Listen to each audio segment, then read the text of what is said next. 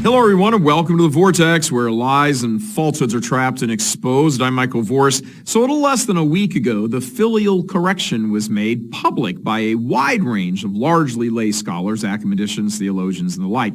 It respectfully requests in strong language for the Holy Father to reverse course and rectify statements that are either heretical in themselves, come pretty close, give the appearance of heresy, or at the very least do massive damage to the faithful owing to the confusion created. This is the sixth such correction/petition/request presented to Pope Francis, the single most notable one, of course, being the dubia submitted by Cardinal Raymond Burke and 3 other cardinals, 2 of whom died this past summer. God rest their souls. In the midst of all the debate about whether the Pope will do as requested of him, what it means if he doesn't, whether he will even acknowledge this correction, or any of the others for that fact, there is something even more ominous at play here to pay attention to, and that is the complete lack of faithfulness and adherence to the teachings of our blessed Lord, either the teachings directly from his own blessed lips or through his bride, that has become so widespread throughout the clergy, top to bottom. For not just any one of these steps to be taken, but a total of 6 in so short a time is beyond historical. It is, in fact, without precedent in the history of the Church. Never before. And that's 2,000 years. That's quite the history.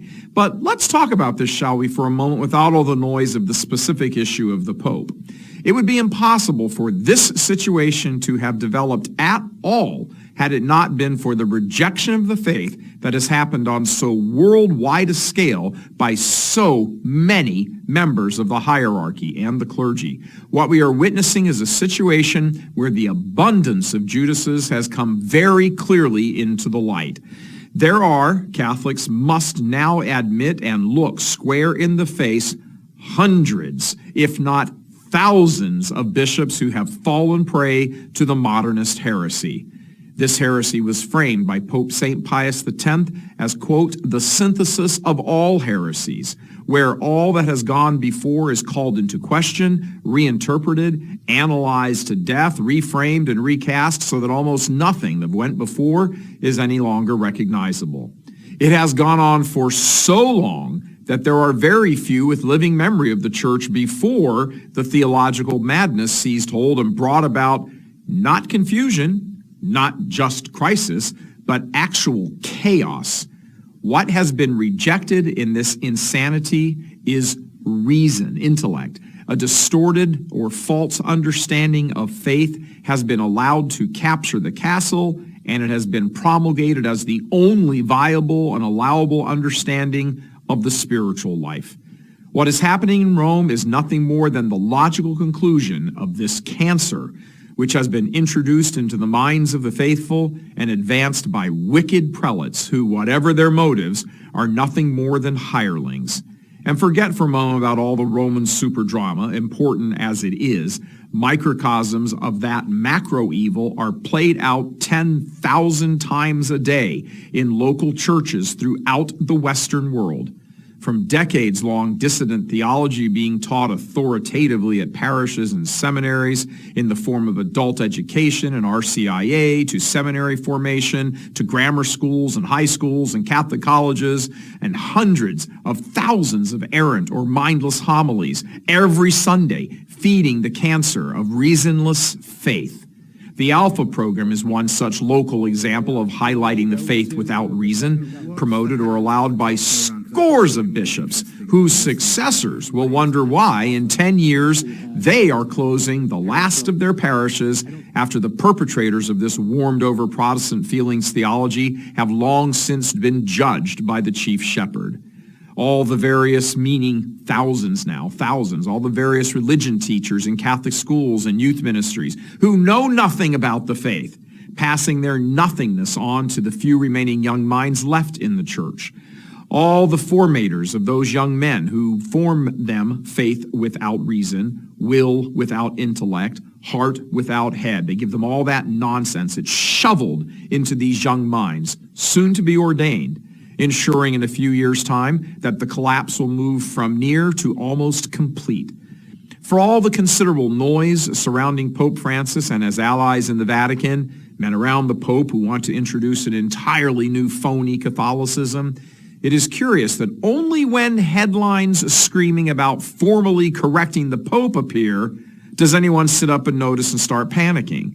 Where has everyone been for the past 50 years when hugely effeminate men were getting ordained left and right, when hundreds of priests were molesting thousands of teenage boys tens of thousands of times, and their bishops shuffled them all around, hiding behind the lame excuse that psychologists told them the homosexual child-raping clergy were cured, despite constant repeat offenders? What was everyone thinking as their Catholic family members and friends were deserting the faith in hordes while priests and bishops babbled on about peace and love and joy and how strong and enthusiastic the church is amidst its fight for DACA and climate change and social justice and immigration and ecumenism, and now we all have a reasonable hope that all men are saved? Where was everyone when this newest generation of younger Catholics, with much potential to be solidly orthodox, were having the spirit of confrontation ripped from them, which will one day cripple their faith?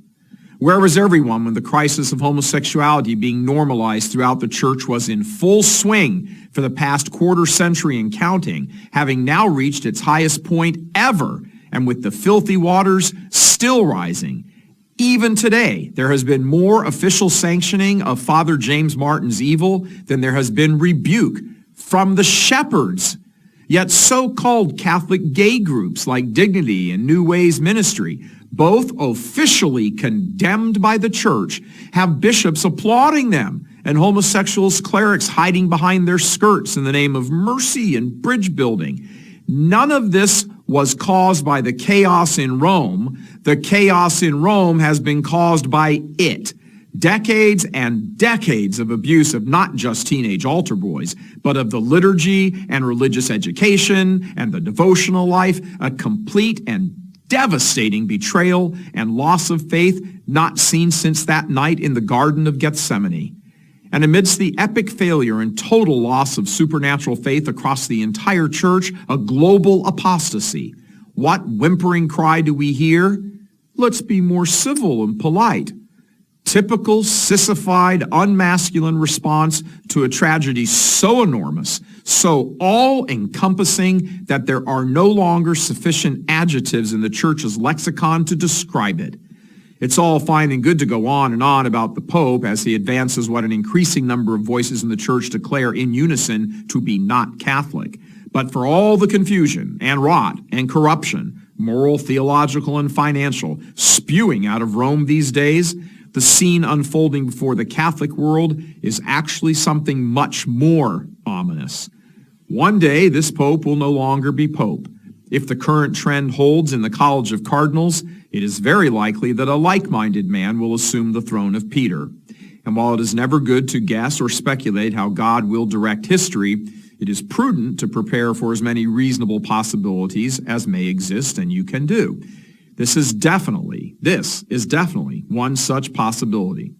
So what will the authors of the very intelligently worded and insightful corrections do then?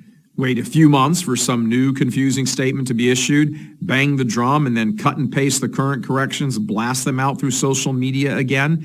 This has all happened because too few Catholics know the faith, and those few who do, laity and priests alike, have not fought enough every day in every single circumstance, like men who hate sin and heresy. Priests with their warmed-over 1970s idiotic preachings have not been challenged hard enough after Mass on Sundays by you, the laity. Enough faithful have not threatened to withhold their funds from dioceses and redirect them to more orthodox operations in the church. Too many have sat by and condemned and killed the messengers, the dark prophets of doom, for their warnings of the impending cataclysm. Too many have blindly gone along with good bishops who do next to nothing about the apostasy right in their own parishes, yet preach a good game when writing articles or giving interviews. Yes, something much more ominous is happening in the church, way beyond the confusion from the Pope, who openly asks for criticism of himself and then seemingly ignores it when it comes. Something much more ominous is about to befall Holy Mother Church, because Holy Mother Church is in much more desperate straits than almost anyone is willing to admit. The problem is not the Pope, as problematic as he may be in inspiring such repeated calls for clarity from the laity. The problem is the overarching loss of supernatural faith by the thousands of bishops and tens of thousands of clergy who have their hands on the levers of power at all levels of the Church. If it were not for our Lord's divine promise, there would be no reason for hope. But there is the promise, the guarantee, and this must inspire us to wake up and become involved. Stand up and demand back the Church. Demand fidelity. Demand faithfulness. Demand orthodoxy. Challenge and confront heresy and apostasy and unfaithfulness at every turn. For all the confusing comments assigned to this pontificate, perhaps none should be taken to heart more than make a mess.